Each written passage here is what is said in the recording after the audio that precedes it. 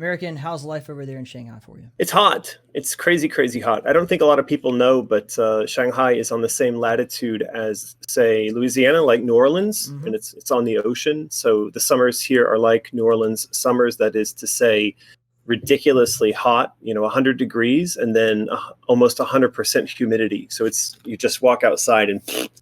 Oh man! But we have typhoons roll through in the summertime, which is quite different than in Dallas. So that's the Chinese version of a hurricane.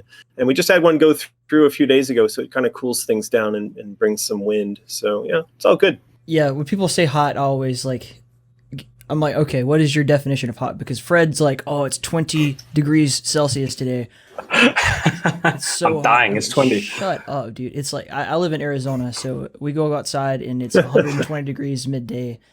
Yeah, but you have air condition. Come on. We don't have air condition here in Denmark. We need it for those 5 days a year. But those 5 days a year feels like an eternity because it's so hot. Well, let's see if we can get American to send you one of those little fans that you can use. Oh, that'd be fantastic. So we gotta talk about a lot of different things, and I kind of wanted to start off. It seems like there's been a lot of chatter about this new Alice project, and it's really exciting to kind of see when you're I think tweeting on Twitter trying to get the original game back on Steam. Is that true? Yeah, I mean, a lot of this stuff, I have to preface by saying that I'm under multiple NDAs with a variety of different companies that make it really difficult for me to get into too much detail. I get constant reminders and pokes from the people I'm dealing with telling me to stop. It's a little frustrating, but that's the difference, I think, between the corporate mentality and the direction that we're trying to take it, which is to open it up to the public. I keep hitting on this idea that we're doing something called crowdfunding or crowd design, which is also using crowdfunding. But the idea of crowd design is that the fans, people on social media, they get to be involved in this process in a way that what I've seen, of traditional game development, it's just not done. Publishers especially are very hesitant to open up a project and make it visible before it's ready for them to publish. And so we're really going against the grain in a lot of ways with what we're doing. That is very much something that I think we're kind of talking about here with Realms Deep. Is we're seeing the change into early access, and people are constantly kind of promoting their game ahead of time. And as you said, with dealing with the corporate stuff and everything and trying to open it up to the public, I guess what I really want to know is what are your goals in order or in regards to getting this game out of the initial stages of talking and getting it into the public eye? Because as you said, you can't really go around tweeting about a whole lot of stuff, and I'm not sure. It's just such a difficult situation to kind of see you in. Well, the goal that we have stated has been the same since the very start of the idea of going out and trying to make something happen, which started with me actually writing a blog post. I wrote a blog post and I asked the people, please stop emailing me and tweeting at me and making videos and sending me letters, and just flooding me constantly with requests to make a new game. So I wrote a blog post and I said, look, everyone, as much as I love Alice, as much as I know you love Alice, Alice is ultimately controlled and owned by Electronic Arts. So please stop bothering me. And if you're interested in a new game, go bother EA. They reached out to me. They said that they were starting to have a sense that there's a lot of IP they have sitting on a shelf somewhere gathering dust, and that they might want to try to figure out a way to put that kind of IP back in the hands of developers and let developers run off and do something with it, even if it's not something that they could be involved with, which is, it was a change in direction. It was a change in the way of thinking for them. So began what is still ongoing, this sort of saga of trying to license the Alice IP from EA so we can go off and develop it independently and seek funding independently. And throughout this process, there have been a couple of sort of start and restarts, and it seems like things are going to get done, and it seems like they might get done in a different way, and then all that gets undone and starts over again, and we are now going on 2 years since that time where EA reached out to me, and 2 years of back and forth negotiation and thinking that we might be close to getting something done, and then everything getting reset. And so on the side of things where we we want to make progress towards getting a license in place so we can go off and actually secure funding. We are in much the same position we were, 2 years ago when all this began. But we are making some sort of progress on the BD stuff. It's just like 2 steps forward, 1 step back.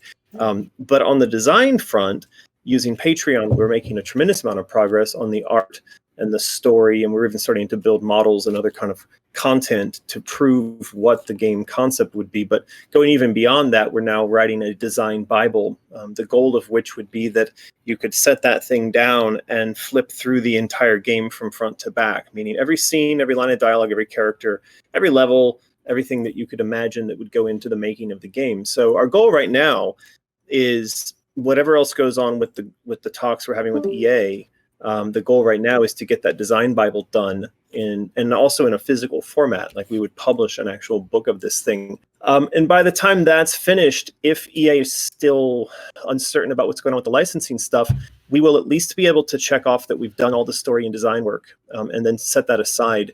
And that business development could then continue until the point where we're able to move and do something. But it would also free our team up to pursue other creative endeavors if we're just not in a position to push into development right at the time where the design gets done. So it's been a little, I don't know if I'd say it's been frustrating, because it's been great working with this team and getting so much done. But it is just the nature of working with these large corporations that they don't move to our expectations or our schedules. It's a pretty interesting process to hear how usually when you do pre-production, you create your design documentation as a basis for the designers and programmers, etc. You usually don't create it as a piece that you can actually read through, and by reading through the whole piece, you are basically playing through the whole game, but in a physical paper format. That's super interesting.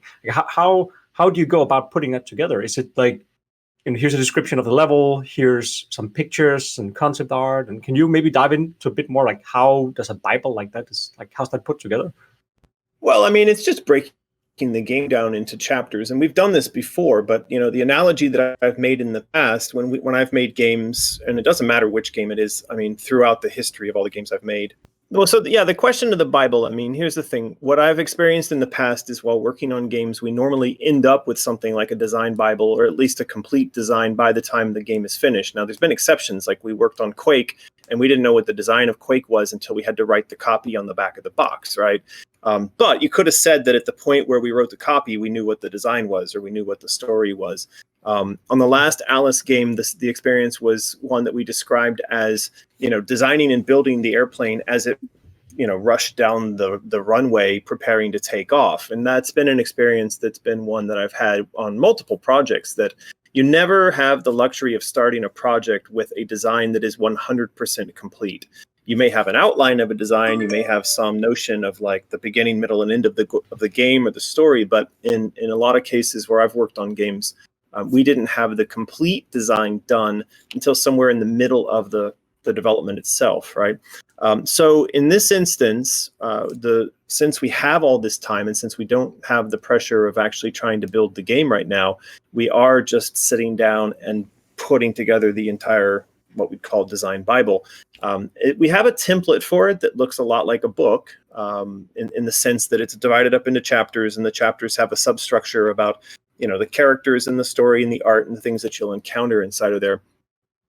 So I don't know that it's that different from, I mean, I've seen, design Bibles for other games before in the past. I don't think it's that different from what's been done in the past, but I do think that doing it this early before we have the full-blown team in place is a little bit different. And hopefully having it completely finished before we start production would save us a lot of hassle during production.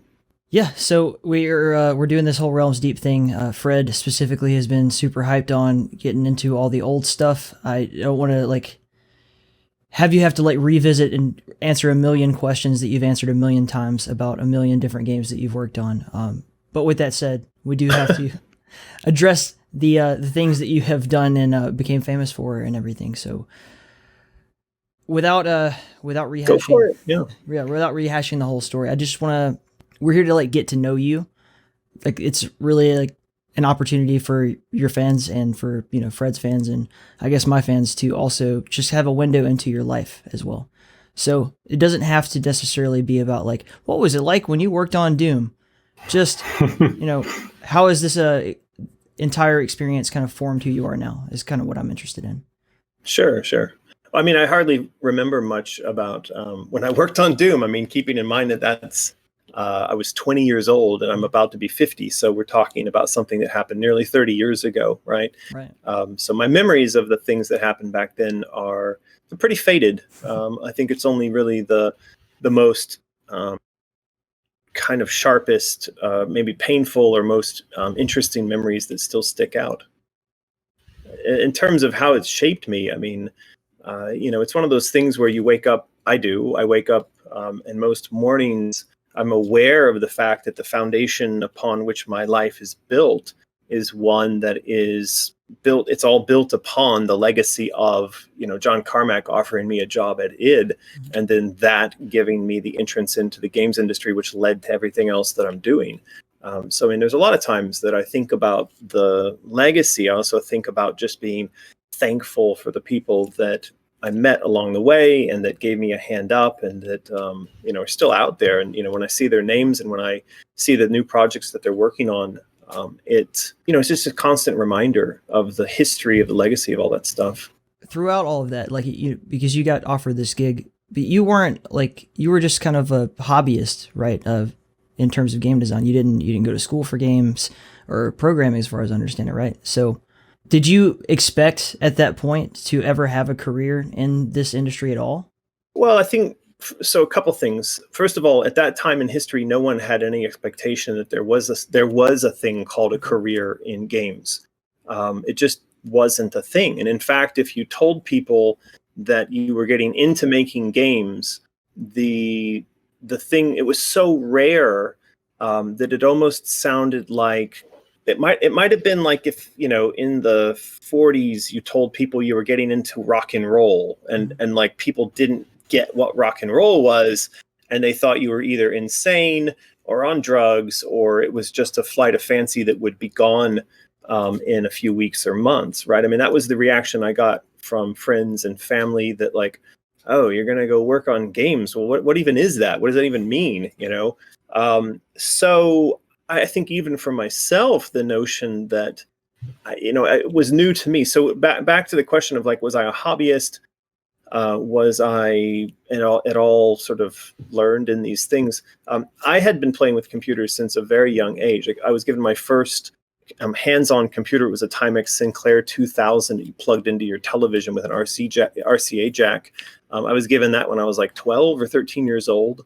And then I went on from that to Commodore 64s and Amigas and, eventually worked up to, PCs and Apples. And so I had experience with it. But at the time where John offered me my job, I think, fairly well-known story by now is I was a high school dropout and I was working on cars for a living. So I was a car mechanic. And at that time, being in the headspace of somebody who's dropped out of high school. And let me tell you, when you drop out of high school and you go out and you try to find a job as a high school dropout and you're not even, 18 years old yet, that's a really brutal, really frightening experience.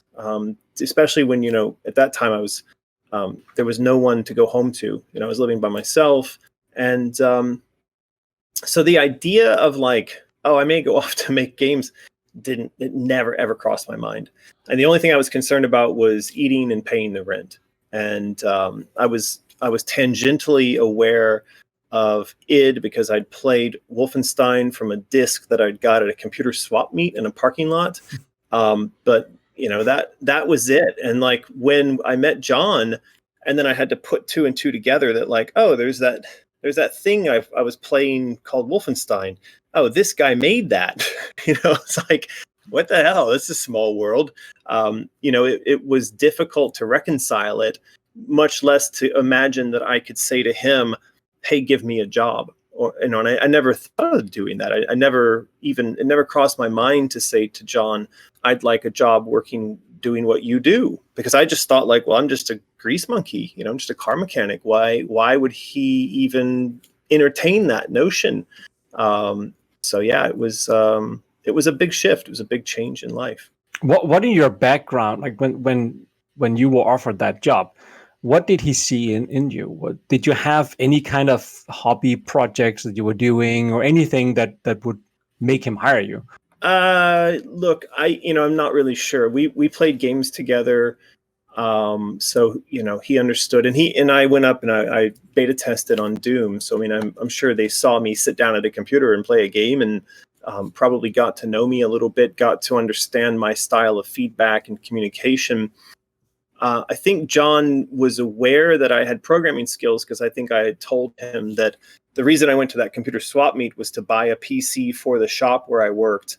And at that shop, I was helping to write an inventory control system to keep track of all the parts on all the shelves in the building. So he and I think other people were aware that I was capable of doing that sort of work, but I was doing it in an auto shop. So, but I think you'd have to ask him specifically what he saw in me and why.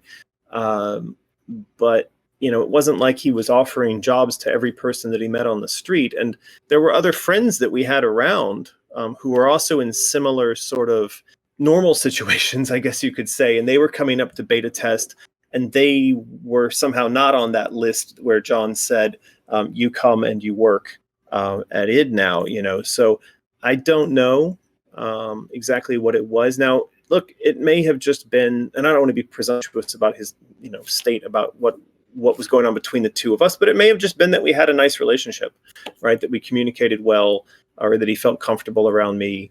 Who knows? But whatever you want to paint it as, it could have been friendship, it could have been pity, it could have been somewhere in the middle if he saw something, a spark in me. But he put out his hand, and the rest was history. Not just in terms of the computer stuff, but in terms of creativity. Like, what, if you can remember, kind of formed that in you, like the need to tell these, because I mean, after that, these macabre stories and like everything that you've done since your time with id, I'm just curious, like, what in your life kind of informed that part of your sensibility? Well, I think it's been said many times before in different ways that when we write and we tell stories, we're often telling our own story, and we're telling different variations on our own story. Mm-hmm. So, if that's the truth, then it's a requirement that you have lived maybe an interesting life or a difficult life, or at least a life full of stories, in order to have that well upon which to draw. Now, good or bad, I mean, I view this as, again, one of those foundational aspects of my life that if it weren't there, I wouldn't be where I am today.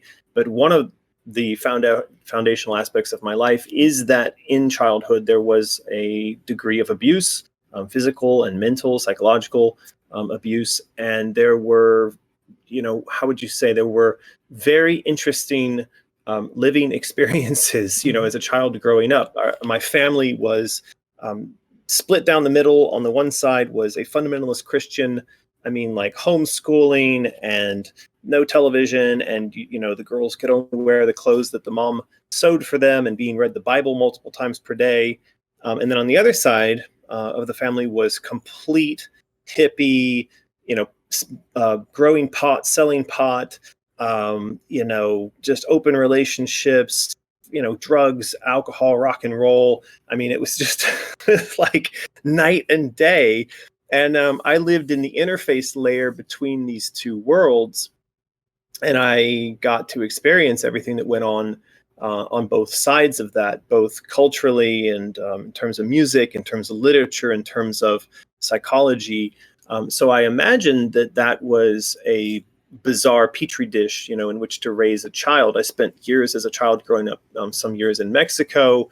My mom moved around a lot. She had a lot of different, very varied jobs when I was growing up. So there was just a lot of variety, I think, in my childhood. And it wasn't, I guess you'd say it wasn't normal. But at the same time, except for the obvious cases of abuse, it also wasn't bad. We were really poor, but that meant that I had to build my own toys. It meant I had to use my imagination a lot. So I think those kinds of elements, that's what led to having fostered a love of imagination, but also combining that with a lot of personal stories, which could then be tapped into and turned into stuff with that imagination.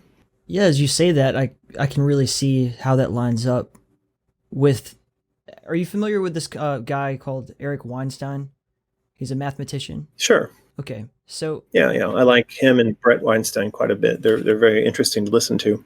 His podcast is called The Portal, and it kind of centers around this idea that escapism, or basically all storytelling, for children has this sort of unified idea of you go through a portal into another kind of escapist, fantastical universe.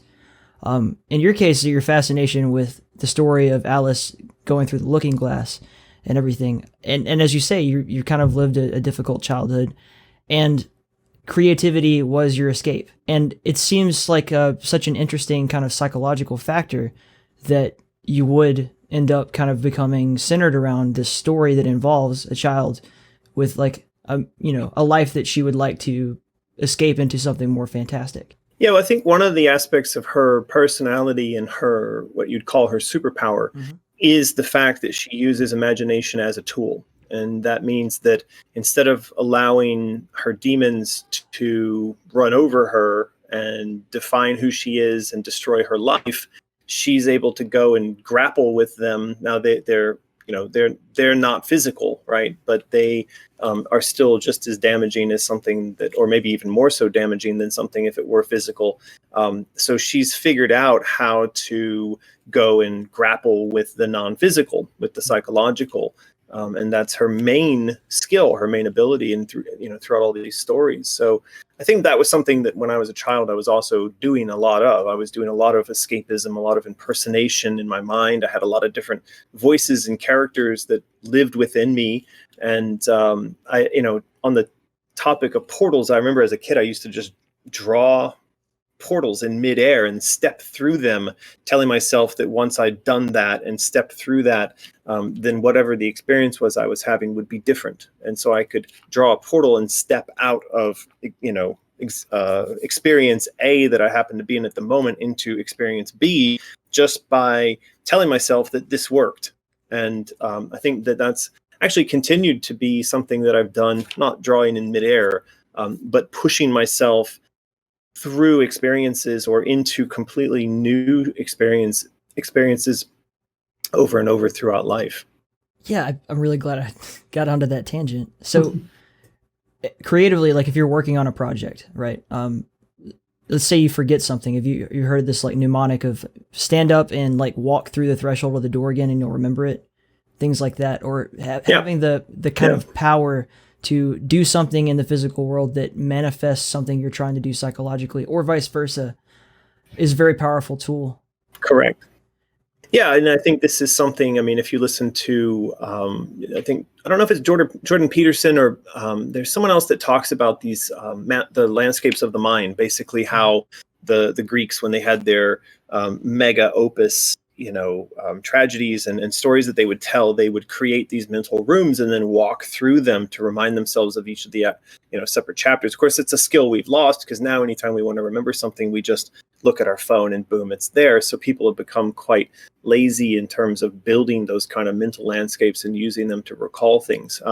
For whatever reason, I don't know if it's because of the way I grew up or because of just being born this way, my brain is incredibly visual. So if I've seen something or experienced something, it's captured almost photographically and it stays with me for quite a long time in that fashion, which can be a bad thing, by the way. Whenever something bad happens to you and you have that supposed skill, then it becomes a definite burden. It's not a thing that you want. But when it comes to creativity and remembering things and crafting stories, it's actually quite useful. I can definitely relate. I think a lot of very creative people share that. A very real life example of that is that I don't remember my PIN numbers, but I remember the pattern of my PIN numbers, which is a visual thing. So whenever you have a keypad that's reversed, goes from 9 to 1, is that I just have no idea what my PIN number is. I have to kind of like find my phone out and then type in the pattern, turn it around. So yeah, I That's very completely know funny. where you're coming from. I remember everything Yeah. visually.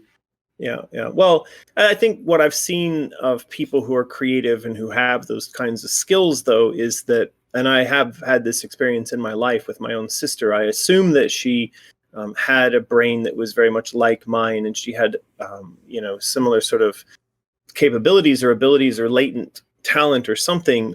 But she was quite frustrated in life, and I could see that without an outlet, that this kind of hyper visualization, the ability to tell stories, the ability to shift between frames of reality, and all of that can become something that feels more like an illness and that needs treatment. And a lot of times that leads to people getting involved with drugs and alcohol, because it's a sort of self-treatment to deal with the fact that all of the things that you experience are still with you all the time, and that you visualize and hear and see and feel these things all the time. I know that for me, without an outlet, without a creative outlet, I start to overflow. I start to become quite agitated, and I can be very unpleasant to be around. So I have to find creative outlets to get this stuff out. Otherwise, it's just not healthy. And I think for a lot of people out there, there's a frustration that goes along with having this kind of feeling of storytelling and imagination, but not having the ability to get it out.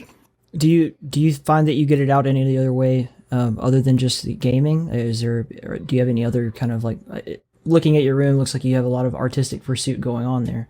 So I am curious. So music.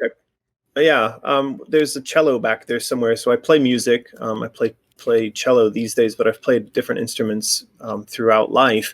And then storytelling, writing is one. And then actually I'm quite happy doing things like spreadsheets that are the kind of foundation of the business that we run. So I think a lot of people will feel like there's not a lot of creativity in spreadsheets, but there's people out there who I know what I'm talking about. When you know how to build a really good Excel spreadsheet, it's a thing of art, right? So satisfying. So satisfying.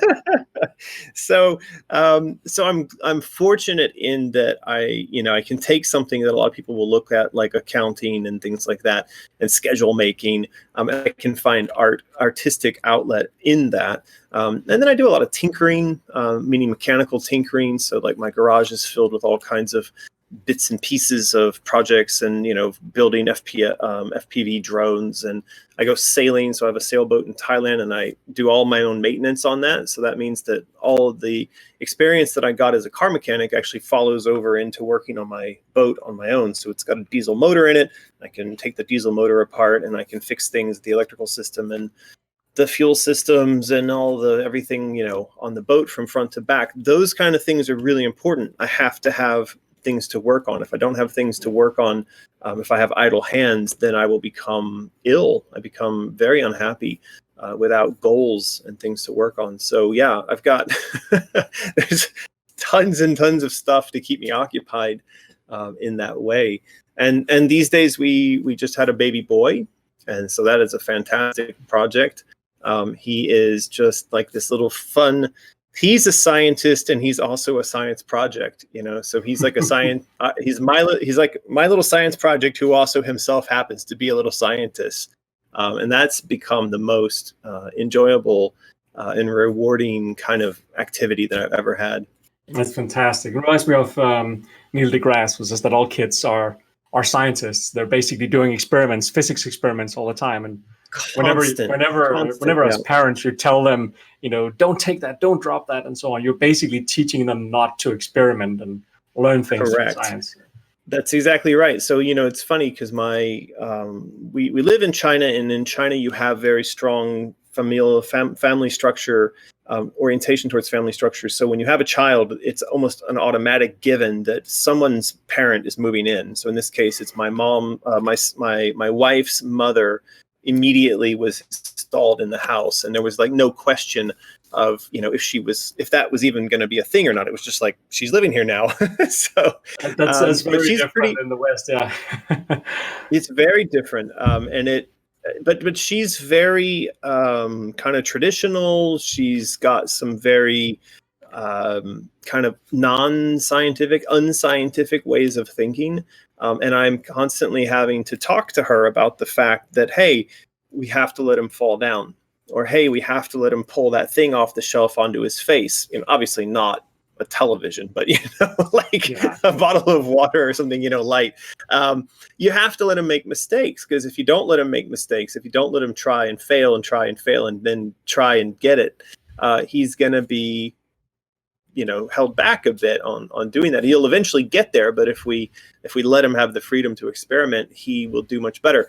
And by the way, I mean, that's not just a rule for kids, that's a rule for life. It's one of my main rules for myself, is that if something scares me or bothers me, I run towards it. If it's emotional, if it's physical, if it's going off on an adventure, the moment that I find that I feel uncomfortable, I know I'm in the right place. And then I keep pushing in that direction. If it's learning something new, learning how to do something differently, whatever.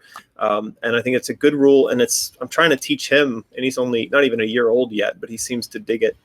It's a fantastic thing watching your kids just do something by themselves. I remember when I had my daughter, just sitting and watching her, crawl or walk around and pull things off the shelves and experiment things where you'd usually say, oh, no, don't touch that. And you'd be overly careful.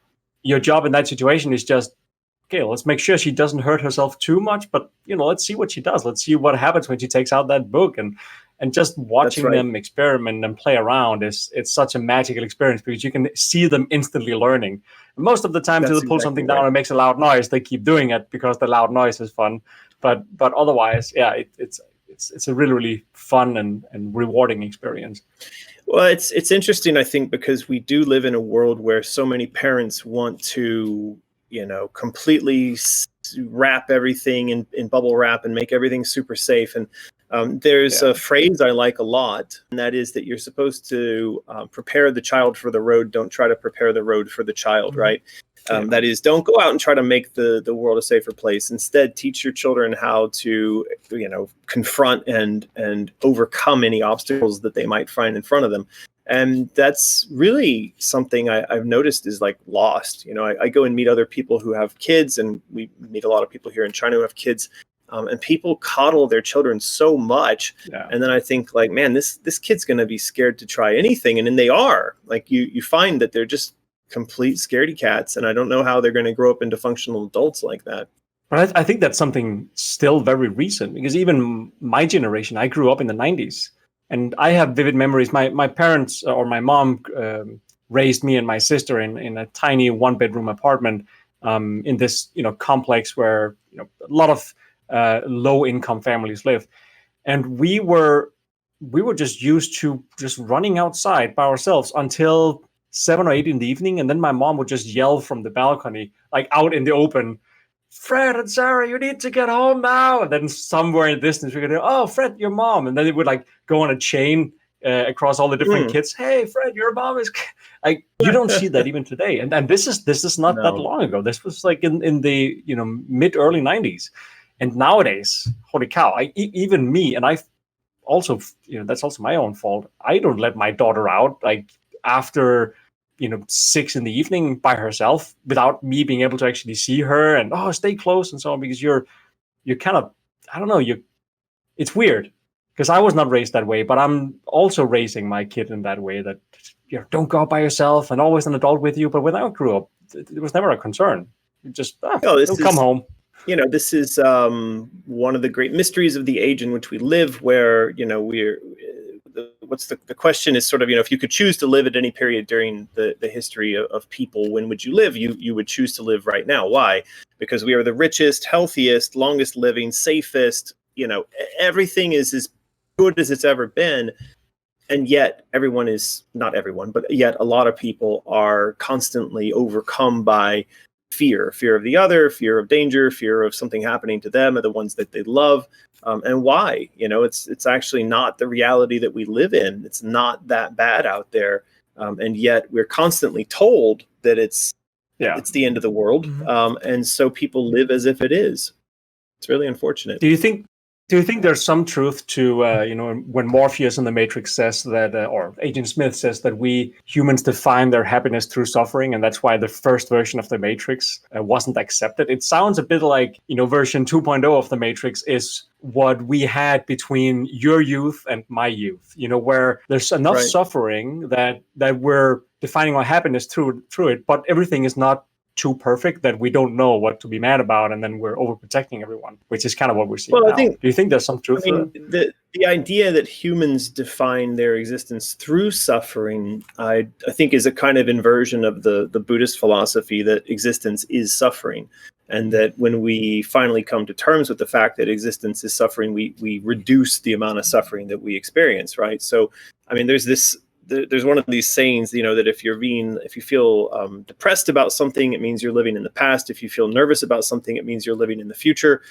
We barely tend to live in the moment. And when we do live in the moment, a lot of that stuff tends to kind of fade away, and we stop being so freaked out about everything. But people in the society in which we live right now, I mean, we live in fear of things that are happening on the other side of the planet, in a place and in news that'll never, ever have any impact on our lives at all. I remember reading this, Nassim Taleb, he was saying in one of his books that he had decided to stop reading the news for a year at the same time that he was a trader, as a Wall Street trader. So you would think that by not reading the news, his trading ability would suffer. And he said that in that year, he actually had a fantastic year, and other people around him were reading the news and trading just as badly as ever. So the idea was that we get all these signals and all this input, but it's all complete noise. It's useless. And there's nothing in any of it that we can do much about, right? So it seems to be that it's not necessarily that we define our lives by suffering, but I think there are organizations, there are people out there that know that we can be led around and controlled and manipulated by our fear of suffering. But the only way to get past that is just to realize that suffering is just natural, and suffering's going to happen no matter what. And to listen to other people telling us that, hey, suffering's coming. All it does is it puts them in control of our state, of our mental state. It's fun. It's something I've been kind of trying to analyze in my head recently, where we've had a bunch of really, really hard meetings over the past few months for a few different projects that are, you have hard meetings every now and then when you're running a business. And leading up to those meetings, I feel very down because I don't know what to expect. You're nervous. What's the result going to be, and so on. And every single time when that meeting is over, I get this boost of happiness and energy. And I've been kind of trying to analyze why does this happen, and maybe even trying to expect that, all right, when I'm done with this meeting, I'm going to be super happy. And it almost doesn't matter what the result of the meeting is. It's just the fact that, all right, now that thing that I was nervous about or scared of is now over and behind me. And trying to get that thought process ahead of me before the meeting is something I've personally been trying to train myself to. But it's super weird how the brain works in this way. Think about soldiers who have fought in great wars. Even though that is the single most horrific thing they've ever been through, most of them will say it was the greatest time of my life. Going through something difficult and then coming out on the other end is usually because the payoff that you get from that. Something that an American said earlier was how if he sees something that makes him uncomfortable, he runs headlong into it, and then you overcome it, and then you've benefited, you've learned something from that. Or, Warren Buffett even was people ask him, how do you make so much money? He's like, I take risks when other people are afraid to. So when people, they see the stock market's crashing, oh God, that's when he buys stock. And that could be translated to a million other things. If people are like, oh, I don't want to make this new game project that, I think, will be something that's special. The person who does that when someone else is afraid to is going to be the one who gets all the payoff. Or fails and then learns from that mistake. And even failing and learning from the mistake is often much more valuable. I went bankrupt with my first company, 4 or 5 years ago, and that experience, when you're looking back or looking ahead, and all right, now it's coming, everything is going to collapse now. It's the most depressing moment in your life, but then when you hit rock bottom, and there's nowhere else to go than forward from here. I lived in my parents' basement at I was like 29 or something. It's super depressing. I was so happy because I knew everything I was doing right now, everything I was planning and designing, it can only go one way. And I think back of that moment, living in my parents' basement for 3 months, as a super happy time, even though it should have been the most depressing time. But at this time, I was like, all right, if I had to start a new game company, here's all the things I would do different. And the only reason I know that is because I went down. I wouldn't have known any of these things if everything would have just been a success. So that shaped me in a much better way, I'd say, than if our first or second game had been a huge success and I would never experience these things. So this brings me back to an incredibly convenient and analogous idea that ties into a question I had for American. You've already said that you really like to go through difficult things and come out on the other side. You are notorious for making levels that are just like, what the fuck just happened to me? Like the Crusher comes to mind, right? You know when it's an American level. Yeah, we were actually joking with Tim Willits about that the other day, like how it's like the general design philosophy that I hear a lot of developers will say is like you should always feel like Hugo said this when he was promoting Doom Eternal, even like you should always feel like that when you die in a game or if you fail in a game that it's because you failed and not because the game killed you. And America, you turned that like right on its head, and I thought that was fucking hilarious. Yeah, I mean, I think at that time we were still enough. There was enough unawareness of the kind of hand-holding that we eventually grew into. We call it hand-holding, but I mean, and I think there's a reason why that sort of hand-holding exists. But we were still enough on the bleeding edge that so many other things about these games could carry you through getting crushed without warning. And that you would even take it as a fun part of the experience. Whereas for something like that to happen in a game today, you won't take it as a fun experience, and you might even be quite offended and give the game a bad review. I think, at that period in game development history, I mean, we were all still just messing around, right? We were just throwing everything that we could against the wall and seeing what worked and what sticked. And so many of the rules that we have these days about things like give the player some indication that you're going to kill them before you do it, so they might be able to avoid it. Those came out of those kind of experimental design choices that were getting made back in those days. It just makes me think, like, I wish people could have seen some of the stuff that we were doing. So I remember that we would use the Doom engine or the Quake engine, and I would just build a hallway with spawn points in it. It was just one hallway, and it might have been, in real world terms, sort of like 10 or 20 meters long, not big. You could only fit like 4 or 5 player characters in it, kind of comfortably. And then I would just put a rocket launcher in there, and that level. And we never published those kind of things, but we would play these multiplayer maps that was just a hallway with rocket launchers in them. And the crazy thing was that Romero and I could sit in one of these hallway maps like that, just shooting each other in the face with rockets for 10, 15 minutes, laughing our asses off, because the experience of it was so novel. No one had ever done that, right? No one had ever built a hallway and put rocket launchers in it and just shot each other in the face for 10 minutes. It was hilarious.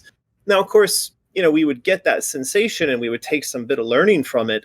And then we move on, you just throw it away. But a lot of maps that were these little stub experiments like that got made. And of course, a lot of jokes were being played on each other when we built maps. It would be sort of, because we had absolute control over these environments, we would build maps with the intention of playing deathmatch against each other, but also with the intention of cheating during the match so that I could beat Romero at deathmatch. So that would mean that I would put, stuff into the map that would not be technically legal in a map that you shipped out to the world, right? So that kind of experimentation, I think, again, led to an understanding of a lot of the rules that at that point just they hadn't been written. Kind of tying back into what you were saying earlier about with your raising your child and watching them make mistakes sometimes so that they can learn from them, and not trying to create the world, but trying to create an informed person who can survive in the world.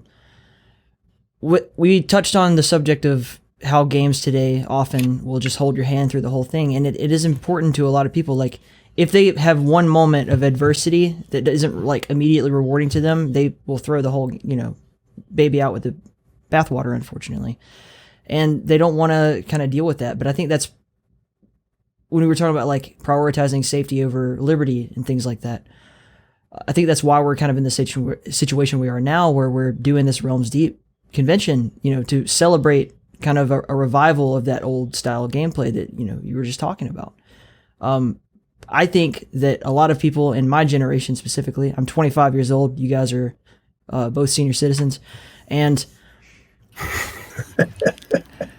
what you have a lot of people my age that want to escape that super safe, handheld, like easy experience, and we just want to be challenged. And we find it in games like this, like games like Doom, games like Alice, games like all of Fred's projects, Wrath. For me personally, that is directly because I don't want to get caught up in that rat race of like everything has to be super coddly and super easy and super just guided the whole way. I want freedom. I want to express myself within the games that I play.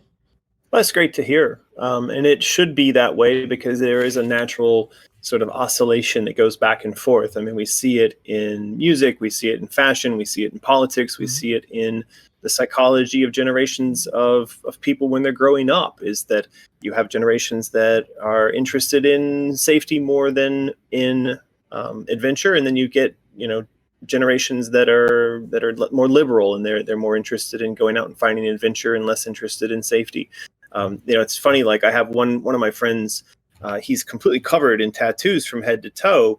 And the idea is that his kids are probably going to grow up and be, preppy, yuppie, whatever, clean cut, suit wearing, because they're going to look at dad and be like, Dad, you're not cool. I don't, why would I want to have tattoos? My dad has tattoos. So I think that sort of thing is natural, and it's good to see. And I've read quite a bit about that recently, that there's a whole new generation of people who are coming up who, after the coddling has gone on for as long as it has, are now thirsty for being independent, being more adventurous. And I think that's great. It is true that this like pattern kind of continues to repeat itself throughout history. I mean, the fall of the Roman Empire kind of came from a coddled youth. The hippie generation came from the golden generation, like a world war, great economic prosper, social revolution, Reagan, like all the way down the line. And now we're doing it again. Right. Now we're in that like super safe place again. And I'm watching it here in China. It's incredible just seeing, like I said, we've got in this household, we've got multiple generations. I can go with my wife to her hometown, visit her grandparents, which would be my son's great grandparents. They were born and lived before the Mao era. And then I can hang out with my wife's mom, who grew up in the midst of that era of the rise of communism in China. And now I can hang out with my wife, and then the people that work for her that are one generation newer than she is. And you watch, you can see this really interesting spectrum of the grandparents. The great-great-grandparents are super cool because they were pre-Mao, and then the mom is very conservative. She's very set in her ways, and then her daughter is a rebel, and then the kids coming after that are even more rebellious. So there's this amazing spectrum of behaviors and styles and things like that are emerging here, and you now have the sort of 20 to 25-year-olds in China are mimicking the styles of classic China from 500 to 1,000 years ago, wearing these flowy gowns and stuff, and they wear them out in public. Like it's like if you could imagine that we all decided one day to get up and start going out in togas, Roman, sort of they're going out in this traditional Chinese dress to the shopping malls and on the subways and stuff. So they're reaching even further back to pull something into the present and make it theirs. And theirs is a completely different style and culture from all the ones that came before them. And who could have guessed that they would have gone back to that, to this kind of kinder, gentler, cleaner, in their minds, time, and then trying to pull that into the modern day. It's kind of funny you mentioned how when we look back at the 80s and 90s and our definition of what the future would be like, it's always like the Blade Runner type, flying cars, etc. And it seems even with stuff like video games and fashion and behavior, that each and every second and third generation kind of goes back again. Like I've heard in terms of first-person shooters or generally retro or old school type games. I have a nephew who's 11, and him and his friend were saying that, oh, we're playing retro games, but they didn't really know what retro was. Mm-hmm. Like they didn't see these games as, oh, we're playing old games. That was just a different, we're playing retro games. They loved retro games. They loved pixel art games, but none of that had anything to do with them thinking that these are old games. It's just, here's a new medium that, oh, they're more challenging and they give us what we need that the Fortnite and these other games don't give us, etc. But it's really, really fun. The same with fashion and so on, kind of how everything goes back to what it looked like maybe, in the 90s or 80s. And that's not what any of us expected when we were young. We were thinking we're going to fly around flying cars, and now everyone is kind of going back to the past. And like the same in our household, we're starting to look back at our grandparents' traditions and thinking, oh, how can we actually bring some of these back? Because traditions are cool now. It's awesome doing some old weird tradition that your grandparents did. We want to bring that back to our kids. Right before this, I was talking with my friend. His artistic name is Amorpher. He is a amazing musician. He makes like ambient music, actually specifically for Quake mods. And what we were getting into is because in his day job he is a biophysicist, and he was talking about like kind of the, as you mentioned, like the dystopian futuristic ideas that we have, like Blade Runner and like System Shock or whatever. We see this trope a million times in a lot of video games, but more than likely it won't be that we come together as a society and decide ahead of time that we need to scientifically advance ourselves to prepare for the future. We'll get into a situation where we must survive, and then we'll have to engineer our way out of a problem, which is obviously like what we're kind of dealing with. But I find that really fascinating, and as a continual trope in games is that you were in a unique position, American, where you were kind of at the cutting edge early in your gaming career, where you're working with like the best technology that was years in advance. And now we're kind of seeing people sort of engineer their way out of problems more and more often. So instead of going to college and getting a degree, in game design, or having someone available who's the greatest, coder who's ever lived and makes incredible engines that will last for 20, 30 years or more, we'll yet to see. We see a lot of guys like David Szymanski, who's kind of always telling people when they ask, like, what should I do if I want to be a game developer? And he's like, learn what you need to learn to get the job done when you need to learn it, and then just get the game completed. That's a really interesting concept that I've been toying around a lot lately, because I didn't know how to do a podcast or like use audio recording software or editing software or anything before I decided to do this. But you're also turning what's traditionally college education or whatever, university education, and then you're filtering out all of the noise. Yeah. And focusing only on the exact knowledge that you need to know in order to do what you like to do the most. And I think that's what a lot of people generally complain about in any education system, is all of the noise that they're thinking, how will I ever need this in the future? I want to do this specific thing. And then they take those courses, but everything else is the noise. And you can kind of filter that out if you do this approach. Yeah. Well, I mean, all this stuff, it's always, for me, it always comes back to this idea that everything begins with a first step. So no matter how complicated or complex or daunting a project or a task or something looks, you always have to take the first step. And I mean, that's been the case for me in watching, even from the early days of, the birth of the industry. We had people back then who were also just like me, pulling themselves up by their bootstraps and learning and doing as they went. And that's never changed, even with all the tools that have come along, even with all the things that you might think make the job easier.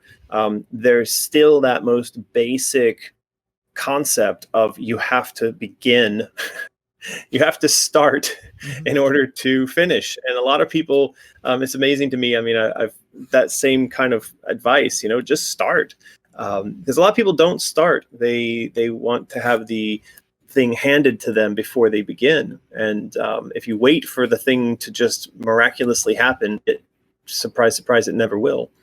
So do you still play video games, or do you just make them? On and off, yeah. These days, not so much, just because, like I said, we had a kid, and that really takes a lot of time away from you. Fred, it sounds like you understand that. We were up last night every hour, 2 a.m., 3 a.m., 4 a.m., 5 a.m. with random screaming that I don't know what the hell it was about. And then at like 5 a.m., I'm like, all right, I'm just getting out of bed, take the kid with me, make breakfast. And then I'm back in bed by like 7 or 8 o'clock at night. So since he's been born, he's just now 11 months. So for the last 11 months, that's basically been life. So I feel fortunate when I can just have like a normal day of work and get some writing done. And I don't have time for games at the end of that sort of day. The last thing I sat and actually played was the Kojima cargo carrying game. The Postman Pat Simulator. Yeah. So I didn't really get into that. I didn't understand it at all. But prior to that, I had played Days Gone, which I thought was fantastic. I had a real blast driving around on motorcycles and killing zombies. So I do still play games, and I really get a lot of pleasure out of them. I just these days don't have much time for it.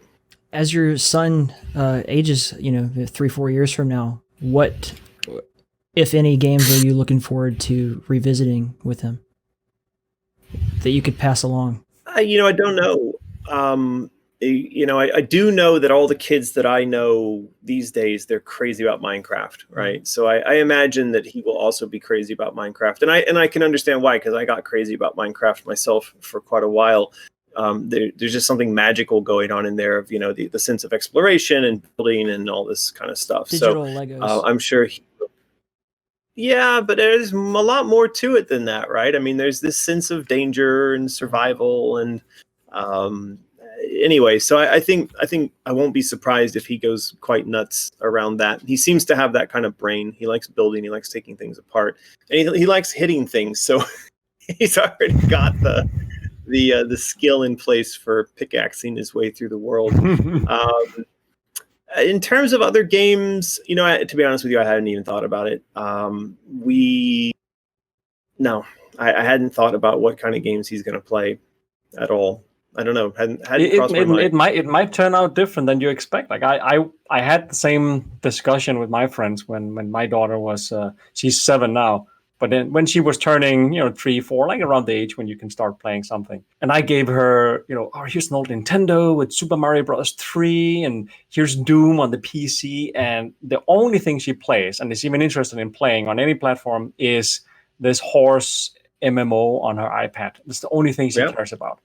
He does not like video games at all, except for playing horses on her iPad. And I've been trying for her entire life to get her to, look, it's like monsters and Quake and Doom and so on. But yeah, she doesn't care. But she's a girl. It might also be something to do with the fact that her other friends are doing all the horse stuff. And I think it's a bit easier with a boy. But yeah. To kind of leave us off here, American, you also made a really cool looking board game, or is it a card game, Out of the Woods? I watched a video of someone demoing it the other day, and it is interesting to see you branch out of just the video game strictly thing, but to tell stories in other ways and to create experiences in other ways.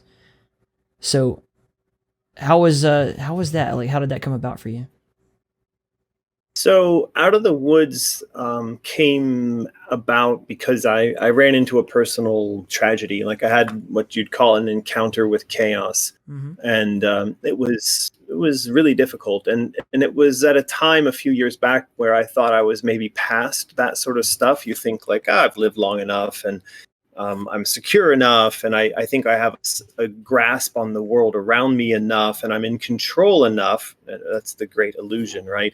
That I don't foresee there being a significant encounter with chaos. And this thing happened, and it proved me completely wrong, and it absolutely turned my world upside down, and it broke me apart to the point of having to kind of reform.